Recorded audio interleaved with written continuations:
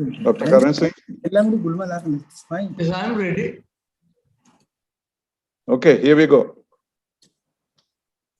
We begin this auspicious event with the singing of Vanchisha Mangalam, the anthem of Travancore, by Kumari Ranjini Varma of Punjar Palace. Kumari Ranjini Varma. Vanchi Bhumi Pate Chiram Sanjitapam Jai Kenam Vanchi Bhumi Pate Chiram Sanjitapam Jai Kenam Tvacharitam Yennum Bhumau Vishrutamai Vinungenam Vanchi Bhumi Pate Chiram Sanjitapam Jaikenam Tavakamam Kulam Mel Kumel Shrivalarnam Ullasikenam Tavakamam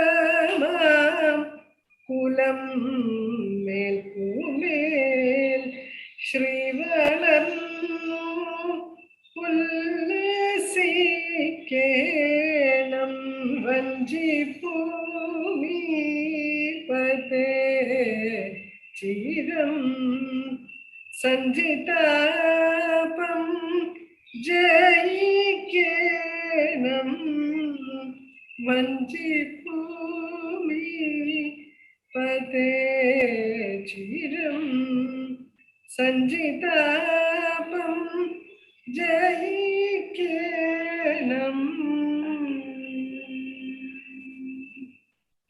Thank you, Ranjini Varma, for your mellifluous rendering of Vanchisha Mangalam, the anthem of Travancore. Thank you. Thank you. Dr. Karan Singh, Princess Aswathi Thirunal Gouri Lakshmi Bayi, Sri D.R. Karthikeyan, Sri K.P.R. Nair, and other distinguished guests around the world who have joined us today at this webinar. I'm honored to welcome all of you to this historic webinar to celebrate the launch of the book, History Liberated, the SREE Chithra Saga by Princess Aswathi Thirunal Gouri Lakshmi Bayi at the hands of Dr. Karan Singh of Jammu and Kashmir. This is a rare confluence of two dynastic streams of Kashmir and Kerala to stress the importance of recording history in an authentic and unprejudiced manner.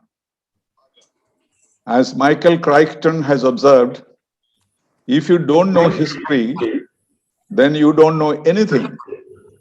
You are a leaf that does not know that it is part of a tree. I quote, unquote. The message of the book is that history is not a fable agreed upon, but the truths brought out by painstaking research, dedication, and integrity. The galaxy of eminent persons gathered here to participate in the event are so well known and widely respected that introducing them is unnecessary. They have shaped the history and won the hearts of the people for their contribution to the nation. Dr. Karan Singh is a symbol of India's national unity, heritage, and culture. He has served the nation in various capacities and continues to be a fountain of knowledge, enlightenment, erudition, and wisdom. He is an authority on Indian history and culture and a sentinel of Indian ethos and traditions. His presence here is a mark of respect for SREE CHITHRA Thirunal Balarama Varma Maharaja and the royal family of Travancore. We welcome you, sir, and look forward to hear your words of wisdom. Princess Aswathi Thirunal, the author of the book, has a formidable reputation as an author, researcher, and historian of Travancore, particularly on the presiding deity of Travancore, Sri Padmanabha Swami. Her works have thrown light on several aspects of the history of Travancore, which have illumined the past. She is known for her humility, simplicity, and dedication to Sri Padmanabha, which has guided all her writings and activities. I am grateful to her friendship, which is older than our family connections. She was our first guest in Tokyo in 1970 and the last guest in Vienna in 2003. She is here to introduce her masterpiece, her labor of love, and to share the experience of chronicling an important chapter of the history of Travancore. We welcome you, Princess, to this auspicious event and wish you well in your relentless pursuit of truth. For me, Sri D.R. Karthikeyan is more a brother than a friend. We have worked together in the Soviet Union and the South Pacific Island states, and I am personally aware of his exploits as one of the most courageous police officers in the country. His leadership of the investigation of the assassination of Rajiv Gandhi identified the criminals and brought them to justice, earning him a national honor. Of late, he has turned to spirituality, meditation, environmental protection, and sustainable development, giving guidance to many and working tirelessly for good governance and integrity in public life. He has known the royal family of Travancore, and I am glad that he is here at the suggestion of Dr. Karan Singh to bless the occasion. A warm welcome to you, Sri Karthikeyan. Sri K.P.R. Nair, who turned the princess's dream of a volume that befits the content and context into reality, is one of the highly respected publishers of India today. Very active in identifying authors and promoting their talents and skills. I am indebted to him for publishing my first book on diplomacy, giving me a voice for the first time, and for continuing our ideal partnership as an author and publisher. He is our host today, and still I welcome him to our midst on your behalf. Turning to the book briefly, the narrative of History Liberated covers a wide canvas, including Sri Padmanabha Swami, the protector of the whole kingdom, the mother of the Maharaja, the junior Rani, and her maternal uncle, the last king of Travancore, SREE CHITHRA Maharaja. An embodiment of all virtues, a legend in his own lifetime. The book is in the nature of setting the record straight, as the author was distraught by some recent writings on the Maharaja and his mother. The mood is one of righteous indignation. Instead of answering specific charges or questions, she has chosen to write an authentic biography of her uncle and her grandmother in great detail. She lays bare the interrelationships in the family to absolve them of any responsibility for the unpleasant events of the period. Her basic assertion is that her uncle, the Maharaja, and his mother, the junior Rani, were the victims of the machinations of some of the closest members of the family, some advisors, some British officials and teachers, and the functionaries at different levels within the palace. It is an instance of what I called in my first review of the book, The Princess Strikes Back, against distortions of history, but she has written with dignity and objectivity, without any rancor or ill will.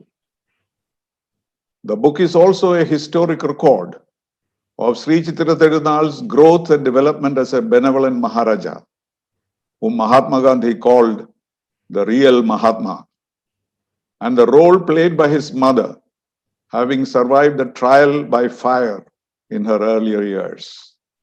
the temple entry proclamation, the establishment of Travancore University, and other major accomplishments of the Maharaja have been analyzed in detail in the book.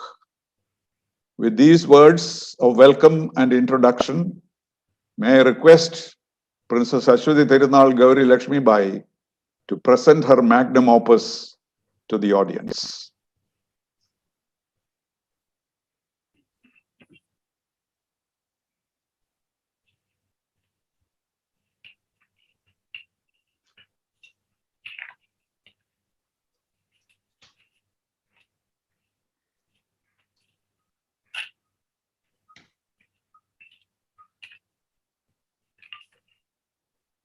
Omkara Rupa Gamaniya Padaravinda Shri Vanchi Bhupa Kula Devata Vishwarupa Sheshe Shayana Shiva Pujana Padmahasta Shri Padmanabha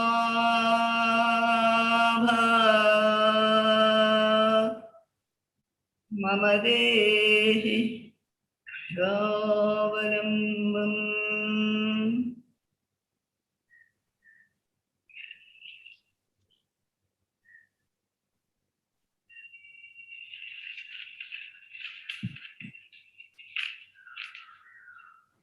Dr.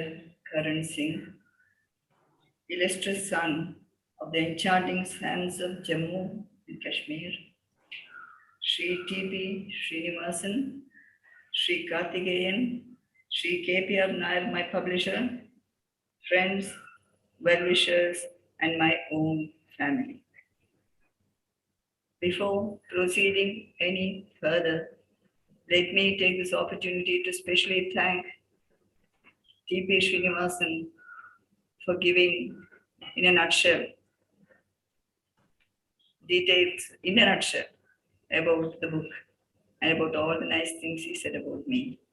But then he's a top diplomat and a very fine gentleman. It is indeed a very special day in my calendar when my book, History Liberated, the SREE Chithra Saga, is being formally released by none other than Dr. Karan Singh himself, a towering personality. Sir, may I offer you my heartfelt expressions of gratitude for graciously consenting to do so. Your august family and mine are no strangers to each other. My home has had the privilege and pleasure to receive you and the family with special mention of your gracious mother. This release is also exceptional as it links historical Kashmir and equally historical Travancore, traversing the awesome length of the subcontinent. Since my duty today is to introduce my latest book, 13th in number, I'm compelled to capsule my thanksgiving in one sentence. May I thank Sri T.P. Srinivasan, Sri Karthikeyan, Sri K.P.R. Nair, and the publishing house Konarak, my core team comprising Professor P. Balakrishnan Nair, Professor Nalin Ganesh, scholar historian Srimati Uma Maheshwari, Srimati Radha Nair, and young Devika VR, as also my own family, with special mention of my brother-in-law, C.R.R. Varma, whose contribution I can never minimize. I also thank the input of my elder sister, Princess Gouri Parvathi Bayi, and the beautifully rendered anthem, which was rendered by Srimati Ranjini Varma. Without the huge input of many of them, this book might still be lingering in the realm of dreams. Over and above all this, I humbly submit my profound thankfulness at the lotus feet of Sri Padmanabha Swami, the arbiter and protector of our ancient dynasty's destiny. I have no doubt, absolutely no doubt, that it would not have been possible for me to write this book, because at the start I did not know how to start, how to proceed, what to include, what to exclude, how to handle the things, and how to conclude. And it was the guiding hand of Sri Padmanabha Swami that led me on. I say that again and again and again. Those started on May 16th, 1995. 1995. Writing of this book was suspended indefinitely, as it would inevitably invite unpalatable exposure. My family was not in favor of it. It would have been the divine will that I write only now, as had it been completed then, it would have been vastly different in the very way in which it would have been dealt with. What finally motivated this attempt was the appearance of matter containing unfortunate, nay, cruel, untrue, and atharmic contents. I could no longer accept advocated silence and craftily crafted productions of pre-calculated misrepresentations.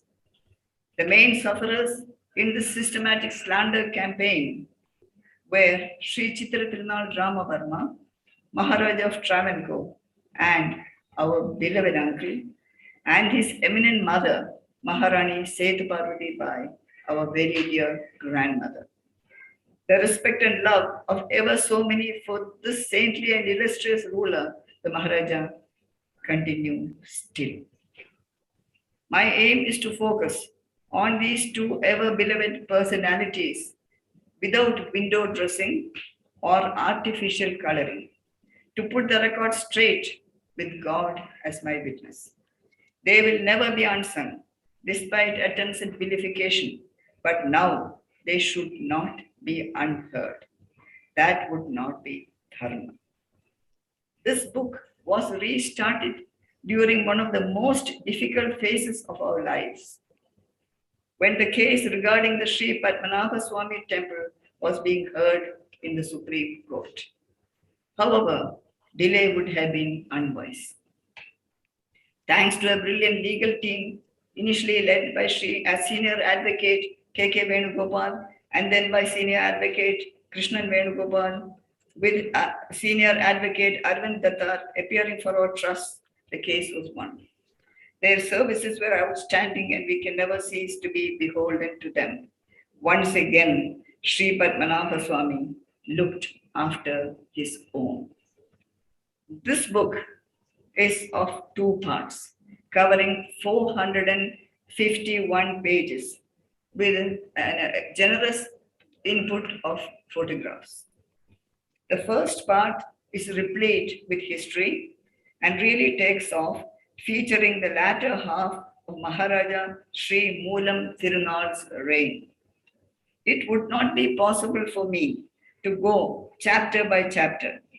Suffice to say that the adoption of the two little Setus, Setu Lakshmi Bayi and Setu Parvathi Bayi, childhood, marriage, royal births, demise of the Maharaja, assumption to the throne of Sri Chithra Thirunal, who was in his boyhood, all feature. The chapter, the velvet chair and the ivory throne, beacons on the years of minority of Sri Chithra Thirunal and the regency when Senior Rani Setu Lakshmi Bayi became the regent, and the transfer of power from Her Highness to the young Maharaja in 1931. Those were action-packed times. While not venturing into expansions, passing mention is made of the little-known assassination attempts. 3 in all, on the precious life of the Maharaja. Again, God saved him. Critics could point out that no official records are being presented, nor are names mentioned. I agree that it is so, but I am bound by silence, honoring my grandmother's, that is Maharani Setu Parvathi Bayi's, directive given directly to me, as she revealed the name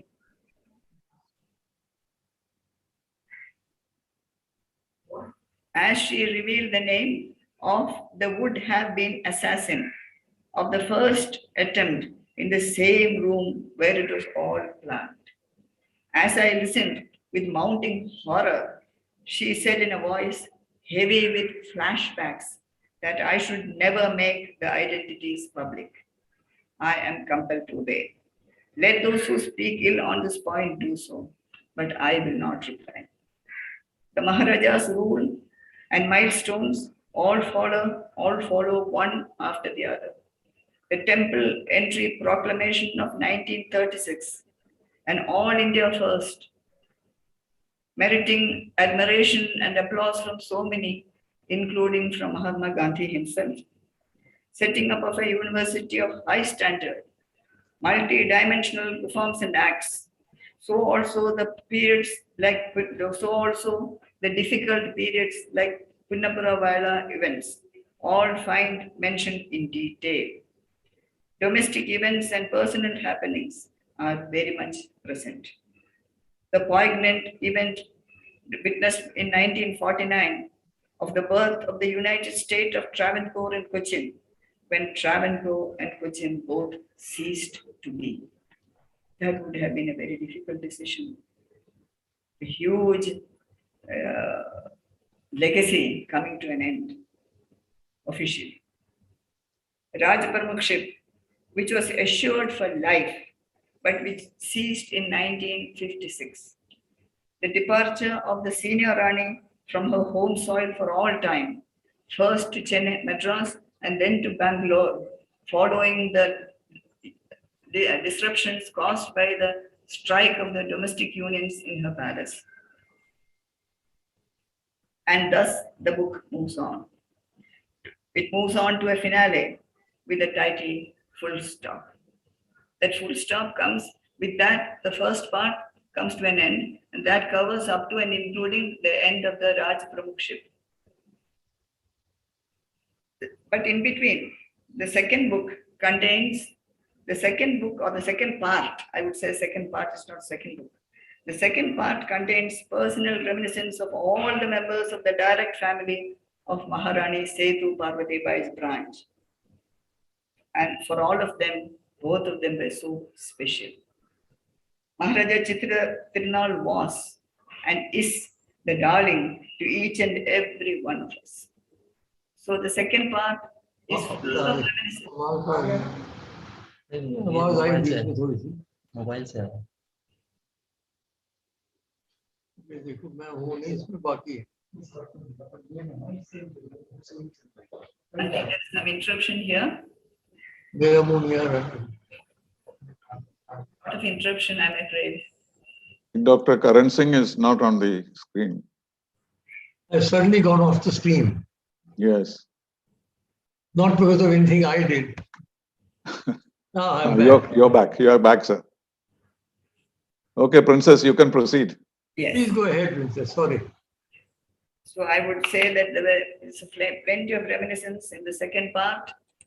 So much of personal experiences which are not just family experiences, but which project the character or the type of person my uncle and of course grandmother were. Uncle was called by the younger members of the family, our next generation, Ponnamavan, a name given by my sister's daughter Lakshmi, which was accepted by all the members of the family, and he continues as Ponnamavan today. All these reminiscences, so many of them are there in the second part, and many of them find their place in the first part also. If I continue to expand or elaborate on the contents of the book, I fear that it may become a little tedious, and whether I would go over the time that has been given to me. So I think I will not do that. I would leave the book in the hands of well-wishers and readers to read, to digest, to accept or discard, and to give their own individual verdicts. It has not been a labor at all for me. It was, what would I say, not a labor of love. It would be an experience or a submission, I would say, a submission of adoration to one who even in his lifetime was called by many as Pratyaksha Padmanabha. I am going to conclude now without going into details about the onward journey of Pannamavan to the feet of Padmanabha Swami. Those have been all mentioned in the book, but I do not want to mention any of them here. And I have two convictions, very strong convictions that I will conclude. The first, as I had earlier mentioned, I could never have written this book without the direct grace of Padmanabha Swami. And second, our most beloved uncle, whose loss in physical terms was perhaps the most serious or severe collective loss of the family. I don't think there was anything the family would have collectively suffered more than that. But we would not think of it in terms of a demise or anything like that. We would only think of it as his onward journey to the feet of Sri Padmanabha. And he who is self-luminous, my uncle, he continues to shine as the lamp eternal. Thank you, everybody. I thank the distinguished princess for a masterly presentation of her book. I'm sure all those who have listened to her would be wanting to get hold of a copy and read all the 400 pages. It is my honor and privilege now to request Dr. Karan Singh, the chief guest and chairman, to formally launch the book. Should I hold it up? Yes.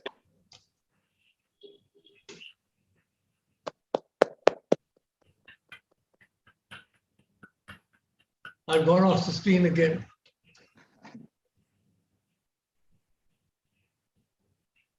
Well, thank you. Thank you very much, Dr. Karan Singh. Have I gone off the screen? No, afterwards. You will be the concluding speech. Would you like to speak now? No, am I on the screen? We thought the felicitation from Karthikeyan and then you give the No, conclusion. that's fine. I'm just asking, Okay. Am I on the screen still? That is how the program was made, sir. No, you're not. But it's your preference. If you like to speak now, you're most welcome. No. I'm simply asking, am I on the screen? Yes. Because I can't see myself. Very clear. You are on the screen. Very clear. You can all see me. Yes. Yes, very much. Okay, then let Karthikeyan speak and then I'll speak at the end. So he'll speak now? Yeah. Let Karthikeyan speak now. So will you speak now or shall I ask Karthikeyan to speak? No, Karthikeyan to speak, please. Can you not hear me? I don't think you can hear what I'm saying. We can hear. Yes, I'm here.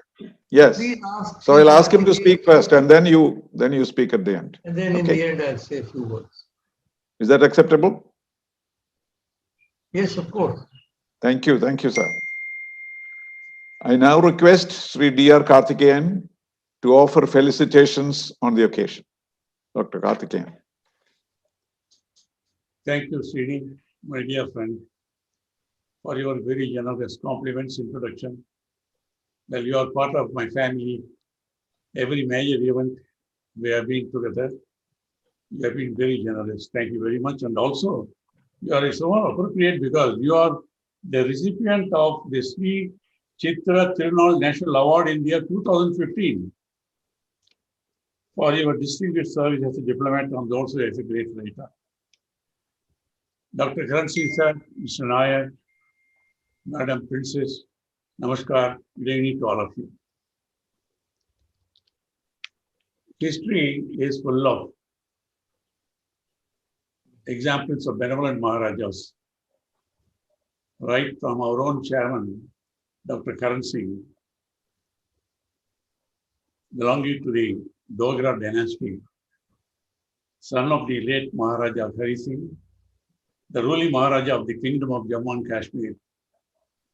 In 1949, at the age of 18, he was appointed Prince Regent of the Jammu and Kashmir state after his illustrious father stepped down as a ruler following the state's accession to India. At the age of 21, Dr. Karan Singh served as the first head of state of Jammu and Kashmir. And recently we can think of 2 or 3 families whom I know. For example, Maharaja of Mysore, even today is venerated by the people, very benevolent kingdom, and they developed their state, very fair administration, justice, accessible. And where, of course, our own, the hero, the Maharaja of Travancore also was trained for some time, as the book says.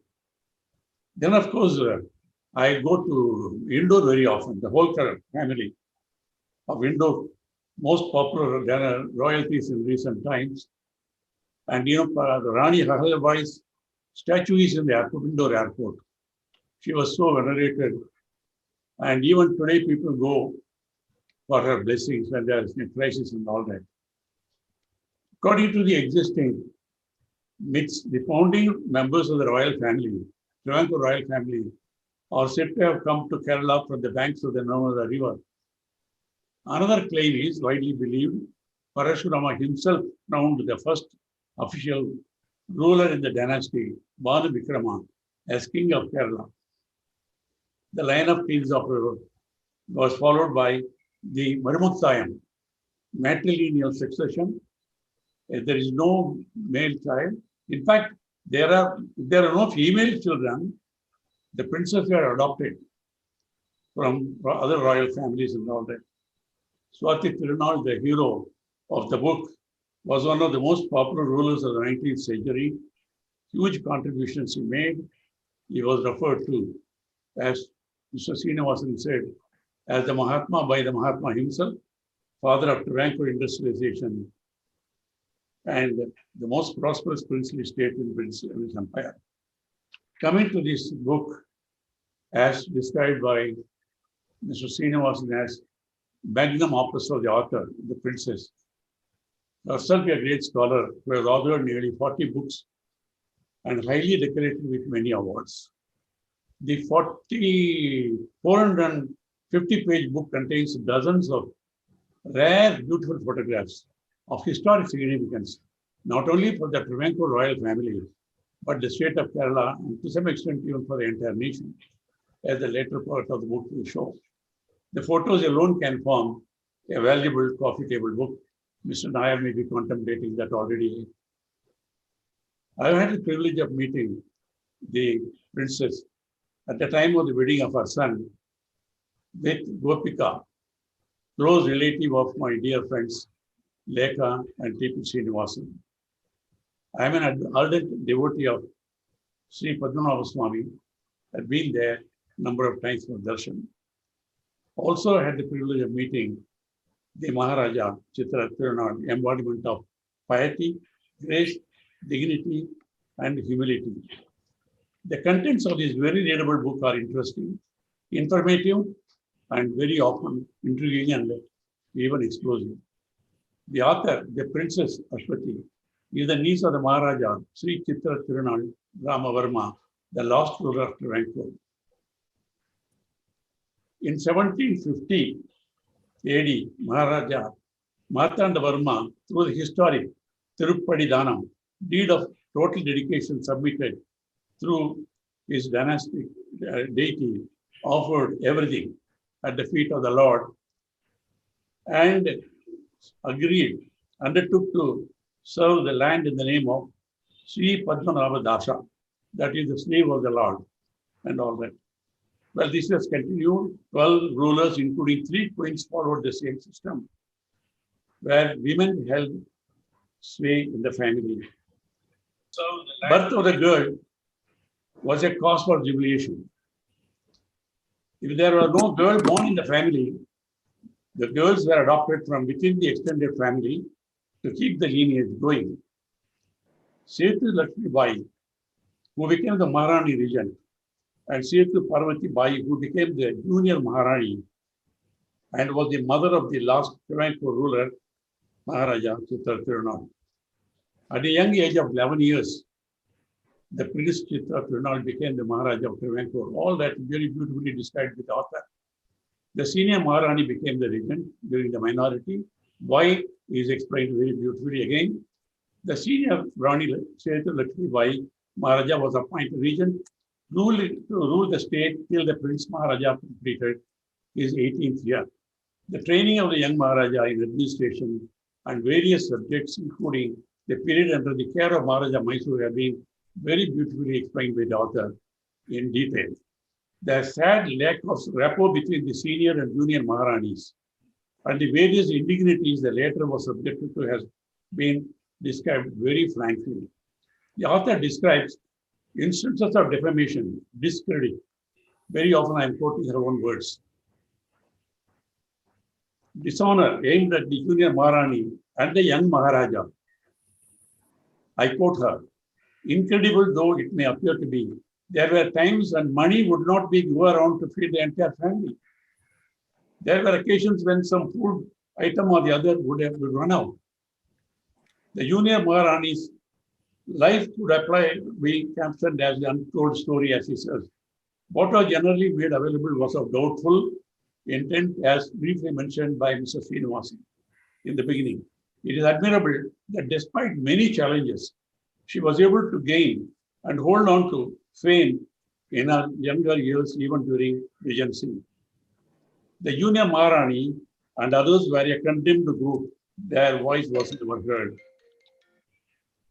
She says, all the suffering, or one major fault possibly was, that in 1912, destiny has made her the mother of a future king, the next Maharaja of Travancore. The domestic discord, the unethical and unfair manner in which the prince, the future Maharaja, and his mother and family were treated by the senior Maharani regent covers almost 100 pages of the book. The several attempts and at least 3 definite attempts on the life of the young prince are also too shocking. The author adds, had not Sri Padmanabha Swami extended his mantle of grace, Travancore history would have been rewritten. The remainder of part 2 covers in detail the various social reforms, administration, and all that. To quote the last paragraph of the book, the author says, the motivation for this book was not counterattack or defense. Nor do I believe that I have to paint someone black so that I may look fairer. My aim is to put the record straight. At times, negative actions produce as a consequence positive results. May it be so here. Senior members of Maharani Setu Parvathi Bayi's branch, especially the Maharani herself and her illustrious son, Maharaja Setu Thirunal, that is, she says, my maternal grandmother and uncle were the favorite targets. A sizable majority of questionable information written by others is dated to the period of the Maharaja in minority, when power was wasted elsewhere. So let my unwritten words here speak for themselves. She adds, I confess to one drawback, my book is subjective. Also, she says, to my ever-beloved uncle and grandmother, I submit my limitless love and gratitude to which a lifetime of memories stand witness. She concludes the epic book with the following words. With the benevolence of Sri Padmanabha Swami, let the history stand liberated. That's how the title of the book became Stand Liberated. History Liberated comes. This is how the title of the book stands, History Liberated.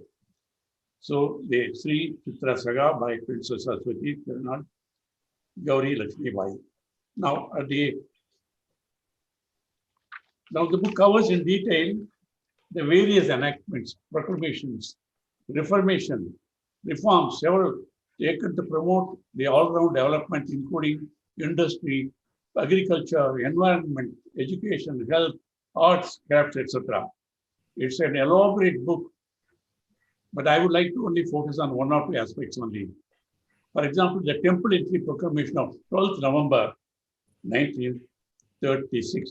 It was the Maharaja's 24th birthday. He was so young, and the proclamation, the gift, faced much loved subjects.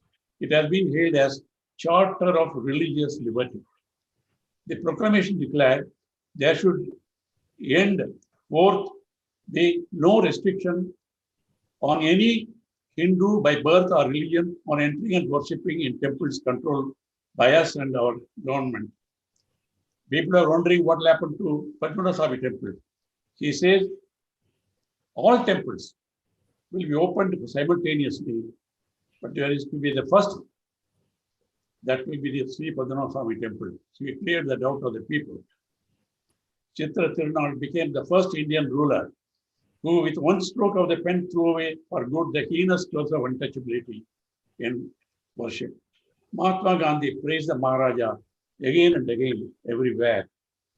He called the Chithira Thirunal as the modern Ashoka of India, and Travancore as the miracle of modern India. Gandhiji went on to say, people call me Mahatma, but the real Mahatma is the Maharaja, who relieved millions of untouchable from the age of bondage. It is a miracle of the century, Gandhiji said. He added, when he came on the fourth visit to Trivandrum, he said, this visit to Trivandrum is going to be a pilgrimage. I have come as a humble pilgrim who tender my congratulations to His Holiness, His Dynasty Maharaja. He says it's a brave, generous, and a gracious act, and it combines the enthusiasm of the Maharaja with the wisdom and courage of Her Highness the Maharani, his mother. They have done their duty by issuing the proclamation, which has no reservation, mental or otherwise. And he also adds, Travancore will go down in history as the savior of Hindu religion. Big words from the father of the nation. Travancore will go down in history as the savior of Hindu religion, which was in danger of perishing. The light that has been lit in Travancore will spread throughout Bharatvarsha. Gandhiji held that proclamation lacked nothing in completeness.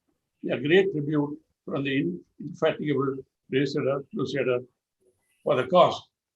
Now, ladies and gentlemen, we know very well statues have been erected by Maharajas at different points of times. But here is a young Maharaja at the age of 24. Statues were erected outside his territory, state. Statues erected for the Maharaja all over. In October, 29th October 1839, the citizens of Madras joined together to erect the statue. Unveiling that, Rajaji declared, I quote, many Maharajas have ruled in this country and are going to rule, but no one in history will allot a page such as the His Highness the Maharaja of Travancore has appeared by the Temple Entry Proclamation. When momentous, see, people said, advisors, he has good advisors, not all, Maharani and also the Diwan, Sir CP. But when momentous decisions are to be taken, the final decision was his, with or without outside input. He is bringing words spoken in different contexts at a different time, opened a window to the Maharaja's character. He established a government answerable to the legislature, one at the earliest stage to implement in our country. To quote V.P. Menon, during his rule, the revenues of the state were nearly quadrupled. The Maharaja's allegiance to the master of his heart, that is the Padmanabha Swami, and destiny was so deep-rooted that he totally refused to move towards any compromise. Now, ladies and gentlemen, I can keep on quoting, but I won't, because I think we are all here to listen to the greatest speaker, Prince Royal Statesman, Dr. Karan Singh. But I would like to quote the author again. Maybe as a solatium, Sri Padmanabha, Sri Chithra Thirunal was offered a governorship somewhere. Instantaneously declined to accept it. Finally, the governorship would necessarily have to be another state, which would be, he would have to move out of the state, which means he would have to move out of Trivandrum and away from his lord. Secondly, like in the case of Raj Pramukh, his inability to take the oath. He said he is a slave of Padmanabha Swami and he cannot show allegiance to anyone else. He was not inclined to one more experiment with uncertain political future. By 1956, Sri Chithra Thirunal claimed himself to be an ordinary citizen. But all his life, even thereafter, he lived as Maharaja in the hearts of innumerable people and forever. He was willing to forego even without a regret the lifetime of position, privileges, and power. He received innumerable awards, but the greatest distinction that the Maharaja held close to his heart was the title restored by generations of his ancestors, Sri Padmanabha Dasa. The author says in the it's a very elaborate. She has remembered everyone and thanked all of them. The author graciously thanks to each one of the many people who assisted her in bringing up the epic book. A special mention of a very special person. He specially required, she says, is the author advocate Sri K. Ayyappan Pillai, 106 years of age, with elephantine memory, a part of history. So she thanks him. And before I conclude, I would like to say, I will not be surprised if the author is approached by some famous movie makers, either Hollywood or Bollywood, to permit to use this book to make Netflix movie or a mega Bollywood movies. It has all the drama, melodrama, history, both modern and ancient. Travaikur and the master will always capture the devotion and fascination. Maharaja always said, in matters of conscience, I consult nobody. Just, actually, beyond the book, I would like to say what happened. My dear friend, T.P. Sundarajan, he was trained in IPS with me in the Mount Abu. He is the man who took up the issue with the Supreme Court later on. How their treasuries were found out and all that. He was not happy, then became a lawyer and all this long story. But the revelation of solidified status of the Padmanabha Swami temple as the wealthiest place of worship in the world, if the antique and cultural values were taken into account, these assets could be worth 10 times the current market price. The treasurer found so far, still yet to be found. I think the vault B has not been opened. Nobody had the courage to do that. It's still pending. It's considered to be the largest collection of items of gold and fully precious stones in the recorded history of the world. They say it has come from not only all over India, from all parts of the world and all that. Now, that is not our subject, so I will stop. I kept telling, including this, Mr. Nair, if the princess, or you can take it up, I think you can be your wealthiest man. But you have done a great service by publishing this book. What a beautiful book you have written. I have, after a long time, because of Dr. Karan Singh and my dear friend Srinivasan and you, I did go through all the pages of the 450 pages. Can you believe it? I am not a good reader, but I went through everything. Beautifully produced. It's actually collections of the book. Photos alone can become a treasure, a coffee table book. My compliments to you. Hats off to the princess. It's a labor of really great service done for you, not only the Trivandrum royalty in the Trivandrum, Kerala, but the whole of India. My compliments to you. Thank you very much. Sorry, I've taken more time than allotted to me. Thank you. I thank the distinguished Sri D.R. Karthikeyan for his felicitations. Now, ladies and gentlemen, we have come to the moment we have been waiting for. May I now respectfully request Dr. Karan Singh to make his concluding remarks, the finale of this auspicious event. Dr. Karan Singh. I would like to start by paying my homage to Sri Padmanabha Swami, Shantakaram Bhujagashayanam Padmanabham Suresham, Vishwadharam Gagana Sadrisham Meghavarnam Subhangam, Lakshmi Kantam Kamalanayanam Yogi Dhyanagamyam, Vande Vishnum Bhavabhayaram Sarvalokekam. Today also happens the precious day of Guru Purnima, which, as you know, is the day when the Guru gives his Diksha to the students. It's a very important day in our culture, because that is how our cultural heritage has come down through the millennia from Guru to Shishya and Guru to Shishya. So today is a very auspicious day, and I greet all of you very warmly. You also have this beautiful book, Princess Gouri Lakshmi, my good friend Karthikeyan, distinguished Ambassador T.P. Srinivasan, Professor Sri K.P.R. Nair, viewers, visible and invisible. In fact, most of our views nowadays are invisible. It's only 5 of us who are visible on the screen, but there may be many people around the world who are listening into us. It's a great pleasure and privilege for me to be here. In a way, this again brings about a symbol of national unity, Kashmir to Kerala. Our two states define the boundaries of India, the northern boundaries and the southern boundaries. And the fact that I should be here today to release a book on the Kerala royal, on the Travancore royal family, I think is a symbol of the essential unity that this country has enjoyed down through the centuries.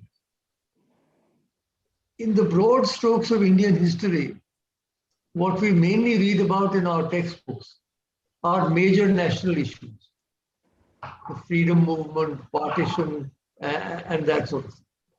But in these broad strokes, the histories of the Indian states are almost always neglected. It is often forgotten that in British India, 1/3 of the territory and 1/4 of the population lived in the Indian states. These states were large principalities like Jammu and Kashmir, Hyderabad, Baroda, Gwalior, Travancore, and so on, going down to very small principalities. Now, the history of these states has been neglected, thereby impoverishing the overall structure of Indian history. Because each state had its own special history, its background, its culture, its genius. And so now I think what needs to be done is that the histories of the Indian states also need to be incorporated now into the broader structures of Indian history. As has been hinted earlier, a great deal of unfairness has also been done to the princes. I mean, a lot of them may have been tyrants and misguided feudals, but there were many highly enlightened people. For example, Maharaja Jayachamara of Mysore, or the Maharaja of Travancore. These are enlightened people. You talked of, Princess, you talked of the abolition of untouchability. My father, Maharaja Hari Singh, also in the 1920s, threw all the temples open to every community. So in some ways, the states were in advance of British India. Because in British India, there were still these taboos, whereas in states with enlightened rulers, the taboos were done away with. Therefore, I think we must study the history of these states in great detail. And I'm happy to note this is beginning to happen. In fact, Nair has just asked me to write a foreword for Gajapati Rajus in Odisha, what their history is. Now, this is something which I think needs to be done. In J&K also, we've had major distortions of the role of the Dogaras in founding and building up the state of Jammu and Kashmir, instead of being honored for what we have done, for having increased the boundaries of India by hundreds of kilometers. We've been vilified. So again, we have to rewrite history, and people are doing that now. People are rediscovering what actually has been done in the Indian states. Now, Princess Gouri Lakshmi Bayi has rendered a great service by this beautiful volume. It's a very, very handsome volume. It's beautifully illustrated, and the photographs, particularly Princess are very evocative because they give an idea of the times, of the sort of people who were dealing with this. I'm not competent to comment upon the contents of the book, but I certainly looked through the photographs and I found them extremely interesting and evocative. I think a word of commendation is due to KPR Nair for having published such a beautiful book. After a long time, I've seen a really beautiful book published. You know, nowadays, books are being churned out without any regard either to their beauty or their aesthetic dimension. This one is done very well. He's recounted, and they've recounted the multiple palace intrigues, terrifying palace intrigues. We knew that also, not so much in my lifetime, luckily, but in my father's lifetime, there were so many palace intrigues when they were brothers and cousins and all. It was a terrible situation. But she's also pointed out how there's been the interaction with the people, the importance of the historic temple justice judgment by the Supreme Court, which I think marked a turning point in this judicial system as far as temples are concerned. It's a very massive judgment. I've got a copy of it, and it really goes to show the notable role that the rulers of Travancore have played over all these years in the service of their Ishtadeva, Sri Padmanabha Swami, and also the multiple developmental projects that began at that time, the university, the various other things. So C.P. Ramaswamy Iyer, whom I met much later when he was Vice Chancellor of one of the Tamil Nadu universities, was a brilliant administrator. These Diwans were in many states. We had Sir Gopalaswamy Iyengar, who later became Railway Minister. He was Diwan in J&K.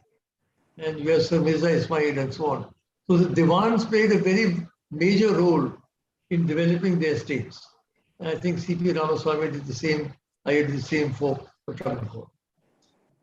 Friends, my own relationship, as you know, with Kerala goes back over half a century. In 1954, along with my mother, Maharani Taradevi, and my wife, Princess Yashoraja Lakshmi, we undertook an extended tour of South India, during which we visited Mysore, we visited Madras, as it was then called, and many beautiful temples and all, and we also visited Travancore. At that time, it was Travancore Cochin, that was before the state's reorganization. And during this visit to South India, I fell in love, first of all, with the great temples, unbelievable temples. I don't know what happened. There may have been such great temples in the north also, but they were destroyed over the previous 700 years. But the great temples of South India were intact. And it was a wonder to see. Whether it was Temple of Thanjavur or Srirangam or Madurai, Meenakshi, each temple was a glory in itself. And I also fell in love with Bharatanatyam. I'd never seen that dance before. When I saw Bharatanatyam for the first time in the Madras Cultural Academy, Vaijayanti Mala was dancing, and I was absolutely stunned. I didn't realize there could be such a beautiful dance. From that day, I've been a devotee not only of Bharatanatyam, but of the Nataraja. And I built, as Karthikeyan knows, I built a Nataraja temple in the south near Pondicherry, and I built 2 or 3, one in America, and so I become obsessed with Nataraja, such a beautiful symbol. Now, during this visit, we had the pleasure of having lunch at Kaudiyar Palace with Maharaja Sri Chithra Thirunal and his powerful and formidable mother, Maharani Setu Parvathi Bayi.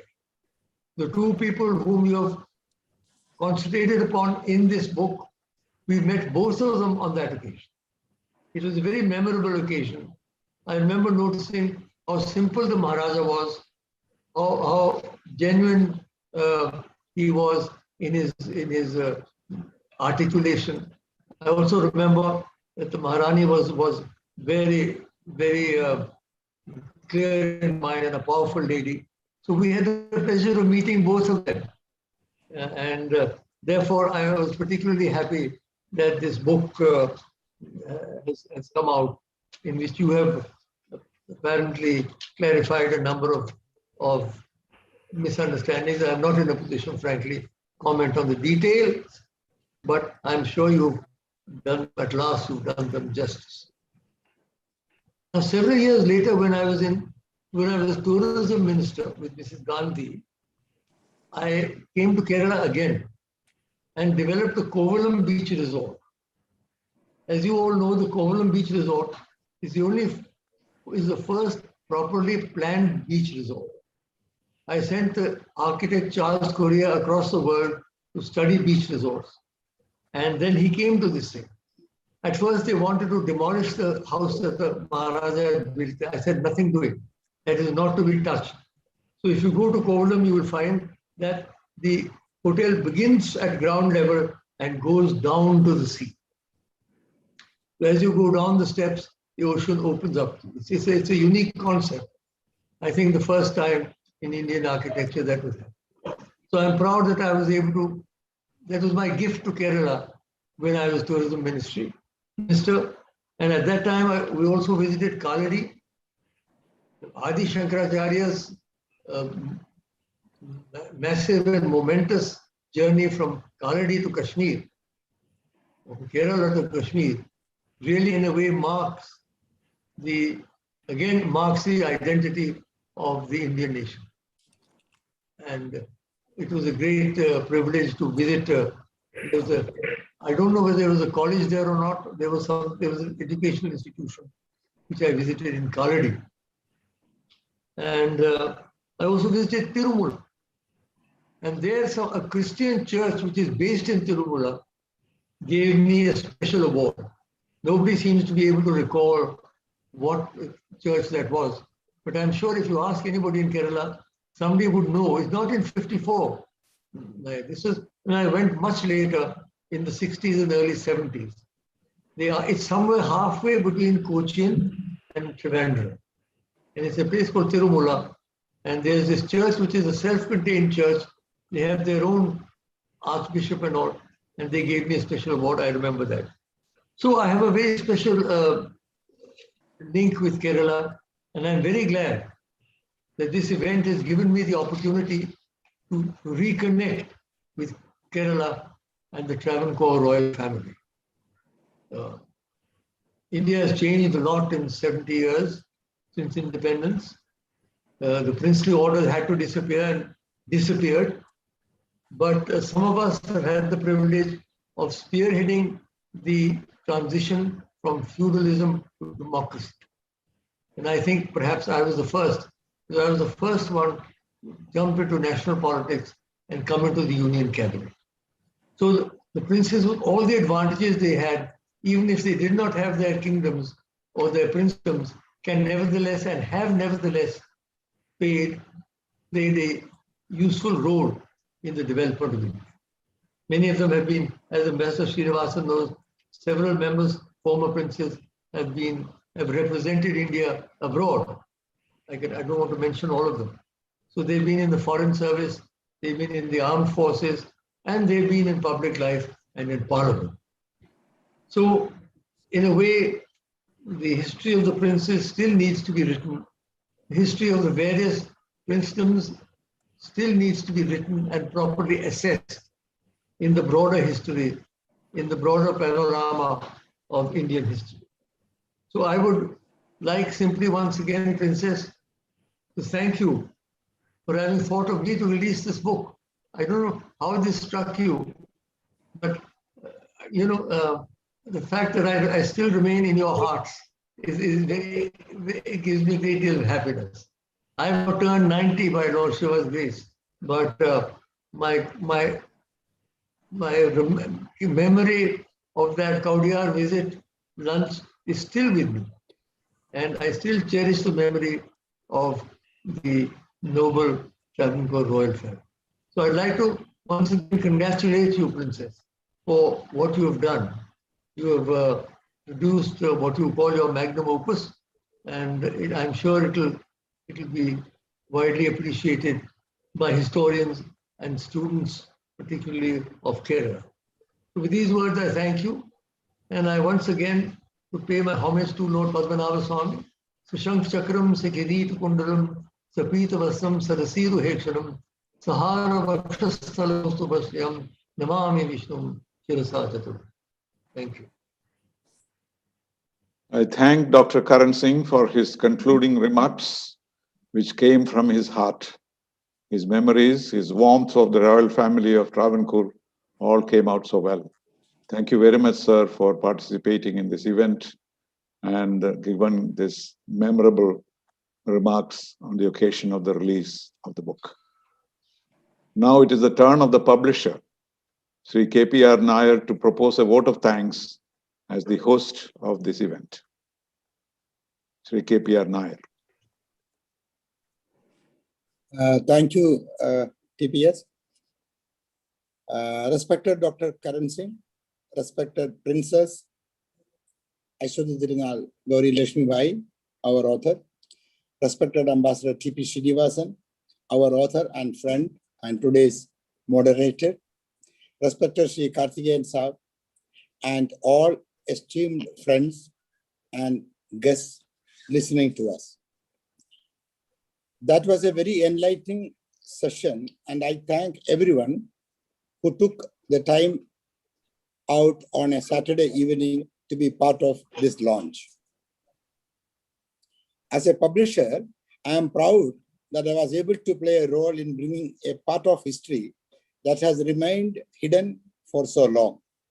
I congratulate Princess Aswathi Thirunal Gouri Lakshmi Bayi for the years that she has put in to come out with an exceptional work, the History Liberated, SREE Chithra Saga. Before I come to thank Dr. Karan Singh, I also would like to mention my experience of bringing out many publications in the past, but this book stands out. The books I have brought out where I was associated since my few decades in publishing: Freedom at Midnight by Dominic Lapierre and Larry Collins, which made a super seller all over the world, including India. I was involved with that. Then The Judgment by Kuldeep Nair, Story of Emergency. It was sold like a newspaper, which I was in charge of that part also. Then I have also published Collected Works of Sardar Vallabhbhai Patel, 15 volume. Even today, it's a bestseller. When nobody touched Patel during those years, I'm talking of 80s. Then I have also published many books on Ambedkar by Dr. Narendra Jadhav, presently Member of Parliament. Earlier, he was Member Planning Commission, Education and Skill Development. So all those books I have done, and I'm very happy, including, of course, the famous book I did on tea and session by a Malayali author, Govindan Kuti, called Session, An Intimate Story, which became super seller. But this book stands out because of two reasons. One, we produced this book during the most difficult time in my publishing period of 50 years. Of course, you can say even 100 years because I was not there. And it was pandemic. And this came out, we started during pandemic with a positive attitude, and we finished it in the pandemic. And that is one reason. And second, here is a book we thought we will do and we will celebrate, and we are celebrating today. And without even meeting the author, particularly for this book, there was no physical meeting between her team or our team. Our team consists of three ladies I must praise here: Jisa Joy Matthew, Ranjana, who edited the manuscript, Ranjana Narayan, and Lakshmi Parameswaran. and of course, marketing team behind. So it was in that way stand out. This book stands out as far as I am concerned as a publisher with the experience of about 50 years, having associated with the various publishing houses and my own Konark publishers. Thank you, Princess, for giving this opportunity, and we hope to do more and more books. I would like to thank today's chief guest and Dr. Karan Singh for taking the time out to be part of this book launch. The insight that you have shared with us today are invaluable, sir. I am thankful for the kindness that you have shown Konark and its publishing activities by being part of many of our book launches in the past. Just to recall, among the books released by you include Give Nonviolence a Chance by Dr. Anup Suru, The Unseen Indira Gandhi by her personal physician, Dr. K.P. Mathur, and Lal Bahadur Shastri by his son, Sunil Shastri. So these were the books, few of them which I wanted to mention, which you were kind enough to release. And thank you, sir. It is indeed a matter of great pride for us that you had also launched the book of Uttradam Thirunal Marthanda Varma, titled Samarpanam. Like Princess said, Ponnammavan, he was known as, I think, Ponnammavan's younger brother, with whom you had a couple of meetings also. It is a testimony to how you have continued to maintain affectionate relations with the members of the Travancore royal family. Thank you so much.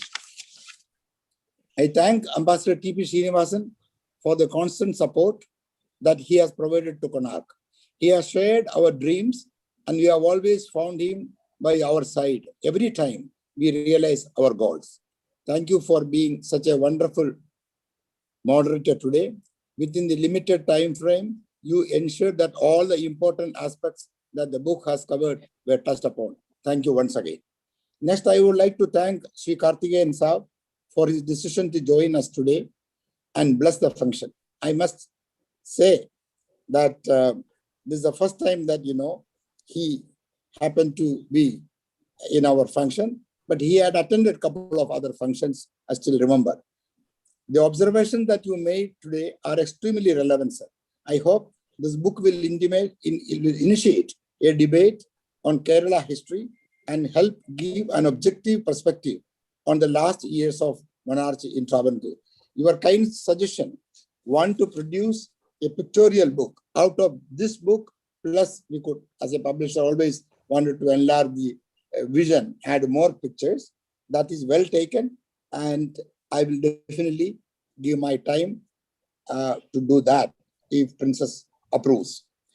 We will also take here the note of Dr. Karan Singh, who suggested that more and more books should be brought out about the history of the states, which are not in our textbooks, which I also studied. So that also is well taken point. I would once again like to laud the author for making a sincere attempt to truly liberate history. Konark and the Travancore royal family is bonded by destiny.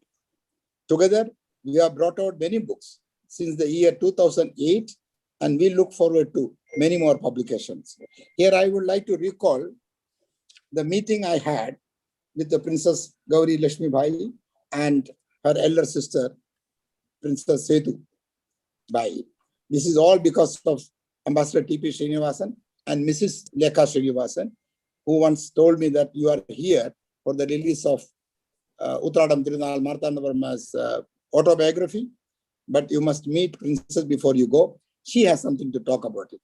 I had done my homework, and I knew she had already written a couple of books published by Bharatiya Vidya Bhavan and so on. So that was the meeting which actually triggered all those subsequent books which I published of the Princess, and many editions have already come out of the earlier books which she had authored with me on Kerala culture. Now, interestingly, this book stands out again, a point which I forgot to mention here, that as the book went to the press, the design part, everything, you can see it is almost like a pictorial book only. Throughout, we use the art paper, and we always get our books printed in Thomson Press, the best press we have in India. As we were going towards the printing process, we sold 2 editions of the book. This is actually a record. It should have been in the Guinness Book of Records, because I don't think this kind of a thing would have happened. So we are now going for the 3rd edition, and we have inquiry for a couple of editions to be brought out. I don't want to reveal that today. Later, I think we will have occasion to talk about it. Let me thank all those who have tuned to this webinar and patiently stayed with us till the end of this session. I hope once the pandemic is over, we will be able to organize a physical launches and meet you all in person. Thank you. Thank you so much. I thank the distinguished publisher, Sri KPR Nair, for his remarks. Now, ladies and gentlemen, with this, we have come to the conclusion of this most memorable event. I thank you all for your participation. Jai Hind.